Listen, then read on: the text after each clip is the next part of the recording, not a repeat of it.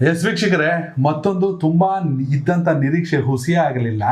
ಅದು ಅರಸೀಕೆರೆಯ ಶಾಸಕ 4ನೇ ಬಾರಿ ಸತತವಾಗಿ 2008, 2013, 2018, 2023, 18ರವರೆಗೂ ಕೂಡ JDSನ ಶಾಸಕ, 23ರಲ್ಲಿ ಕಾಂಗ್ರೆಸ್ನ ಶಾಸಕ.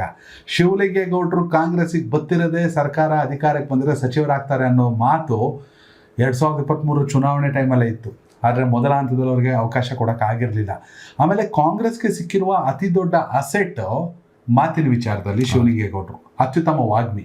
ಎಸ್, ಶಿವಲಿಂಗೇಗೌಡರು ನೀವು ಈಗಾಗಲೇ ಹೇಳ್ತಾ ಇದ್ರಿ, ಹಾಸನದ ರಾಜಕೀಯ ನನಗಿಂತ ಚೆನ್ನಾಗಿ ನಿಮಗೆ ಗೊತ್ತಿದೆ, ಸಚಿವರಾಗಿದ್ದಾರೆ. ಹಾಸನಕ್ಕೆ ಆಕ್ಚುಲಿ ಕಾಂಗ್ರೆಸ್ನ ಸಚಿವರು ಅಂತ ಇರಲಿಲ್ಲ. ಹೌದು, ಹಿಂದೆ ಕೃಷ್ಣ ಬೈರೇಗೌಡರು ಇದ್ರು, ಅದಕ್ಕಿಂತ ಮುಂಚೆ ರಾಜಣ್ಣ ಅವರು ಇದ್ರು. ಕಾಂಗ್ರೆಸ್ನ ಸಚಿವರು ಅಂತ ಇರಲಿಲ್ಲ. ಅಂದ್ರೆ ಆ ಜಿಲ್ಲೆಯ ಶಾಸಕರು ಯಾರು ಕೂಡ ಕಾಂಗ್ರೆಸ್ ನಲ್ಲಿ ಸಚಿವರಾಗಿರ್ಲಿಲ್ಲ ಇತ್ತೀಚಿನ ಇದರಲ್ಲಿ. ಸೊ KM ಶಿವಲಿಂಗೇಗೌಡರಿಗೆ ನೀವೇ ಹೇಳದ ಹಾಗೆ ಅವರು JDS ನಲ್ಲಿ ಇದ್ದಂತ ಸಂದರ್ಭದಲ್ಲಿ ಹಾಸನದ ಕೋಟ ಏನು ಅಂತ ಹೇಳಿದ್ರೆ ಅದು ರೇವಣ್ಣ ಕೋಟ. ನಿಜ. ಹಾಸನದಲ್ಲಿ ಮಂತ್ರಿ ಸರ್ಕಾರ ಬಂದ್ರು JDS ಬಂದ್ರೆ ರೇವಣ್ಣ ಕಂಪಲ್ಸರಿ ಮಂತ್ರಿ ಆಗ್ಲೇಬೇಕು, ಅಲ್ಲಿ ಉಳಿದವರು ಮಂತ್ರಿ ಆಗಂಗಿಲ್ಲ. ಜೊತೆಗೆ ಬೇರೆ ಯಾವುದೇ ವಿಚಾರಗಳು ಕಾಮಗಾರಿ ಏನೇ ಬಂದ್ರು ರೇವಣ್ಣ ಫೈನಲ್ ಏನ್ ಹೇಳ್ತಾರೆ ಅದೇ ಆಗ್ತಿತ್ತು. ಸೊ ಸಹಜವಾಗಿ ಅದರಿಂದ ಬೇಸತ್ತು ಬಂದಂತವ್ರು.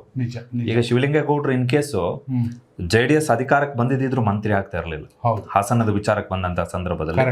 ಸೊ ಆ ಏನು ಪಕ್ಷಾಂತರ ಮಾಡಿದ್ರು, ಅದರ ಬಿಗ್ ಬೆನಿಫಿಷಿಯರಿ ಯಾರು ಅಂತ ಹೇಳಿದ್ರೆ ಶಿವಲಿಂಗೇಗೌಡರು. ಇಲ್ಲ, ಅವ್ರದ್ದು ವಿಕ್ಟರಿ ಮಾರ್ಜಿನ್ಗಳು ನೋಡ್ತಾ ಇದ್ದೀನಿ. ಫಸ್ಟ್ ಟೈಮ್ 2008ರಲ್ಲಿ ಅವರು ಗೆದ್ದಾಗ 74,000, 13ರಲ್ಲಿ 76,000, 18ರಲ್ಲಿ 93,000. ಈಗ ಲಾಸ್ಟ್ ಟೈಮ್ ಕಾಂಗ್ರೆಸ್ಸಿಂದ 98,000ಕ್ಕೂ ಅದಕ್ಕೆ ಆಲ್ಮೋಸ್ಟ್ 1 ಲಕ್ಷದಷ್ಟು ಓಟ್ ತಗೊಂಡವ್ರಂದ್ರೆ ಅವರ ಜನಪ್ರಿಯತೆ.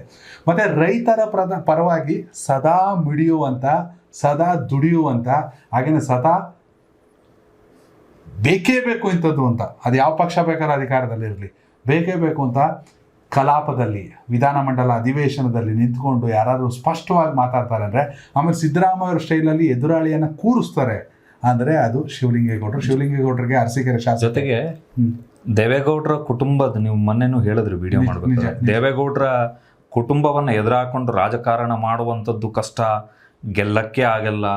ದೇವೇಗೌಡರ ಕುಟುಂಬವನ್ನು ಯಾರಾದರೂ ಎದುರಾಕೊಂಡ್ರೆ ಅವರ ರಾಜಕೀಯ ಜೀವನವೇ ಮುಗಿದೋಗ್ಬಿಡುತ್ತೆ ಎನ್ನುವಂತಹ ಭ್ರಮೆಗಳಿದೆಯಲ್ಲ, ಆ ಭ್ರಮೆಗಳನ್ನ ಸುಳ್ಳು ಮಾಡಿದಂಥವರಲ್ಲಿ ಹಾಸನದ ಮಟ್ಟಿಗೆ ದೇವೇಗೌಡರ ಕರ್ಮಭೂಮಿ, ಅವರ ಜನ್ಮಭೂಮಿ, ಆ ಮಟ್ಟಿಗೆ ಶಿವಲಿಂಗೇಗೌಡರನ್ನ ಆ ವಿಚಾರಕ್ಕೆ ಮೆಚ್ಕೊಳ್ಳೇಬೇಕು. ಬಟ್ ಶಿವಲಿಂಗೇಗೌಡರಿಗೆ ಒಂದು ದೊಡ್ಡ ಜವಾಬ್ದಾರಿ ಇದೆ ಹಾಸನದ ಕಾಂಗ್ರೆಸ್ನ ವಿಚಾರಕ್ಕೆ ಬಂದಂತ ಸಂದರ್ಭ. ಸಿಕ್ಕಾಪಟ್ಟೆ ಬಣರಾಜಕೀಯ ಇರ್ತಕ್ಕಂತಹ ಜಿಲ್ಲೆ ಅದು ಕಾಂಗ್ರೆಸ್.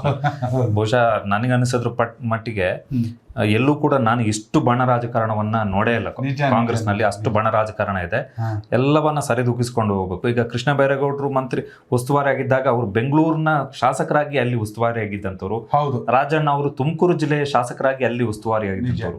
ಬಟ್ ಇದು ಶಿವಲಿಂಗೇಗೌಡರ ತವರು ಜಿಲ್ಲೆ, ಅವರ ಕ್ಷೇತ್ರ ಇರುವಂಥದ್ದಲ್ಲಿ. ಹೀಗಾಗಿ ತಮ್ಮ ಜಿಲ್ಲೆಯ ಪಕ್ಷದ ನಾಯಕರನ್ನ ಒಟ್ಟೊಟ್ಟಿಗೆ ಕರ್ಕೊಂಡು ಹೋಗಿ ಎಲ್ಲವನ್ನ ಬ್ಯಾಲೆನ್ಸ್ ಮಾಡ್ಕೊಂಡು ಹೋಗ್ಬೇಕಂತ ದೊಡ್ಡ ಜವಾಬ್ದಾರಿ ಕಂಪ್ಯಾರಿಟಿವ್ಲಿ ಉಳಿದ ಉಸ್ತುವಾರಿ ಸಚಿವರು ಹೋಲಿಸಿದ್ರೆ. ಎಸ್ ವೀಕ್ಷಕರೇ, ಅರಸೀಕೆರೆ ಫೈನಲ್ ಆಗಿ ಹಾಸನ ಅಲ್ಲ, ಕಾಂಗ್ರೆಸ್ನಿಂದ ಒಂದು ಸಚಿವ ಸ್ಥಾನ ಹಾಸನ ಸಿಕ್ಕಿದೆ ಶಿವಲಿಂಗೇಗೌಡರಿಗೆ.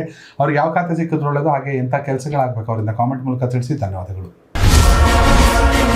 ಕನೆಕ್ಟ್ ಕರ್ನಾಟಕ, ಇದು ನಿಮ್ಮ ನೆಟ್ವರ್ಕ್.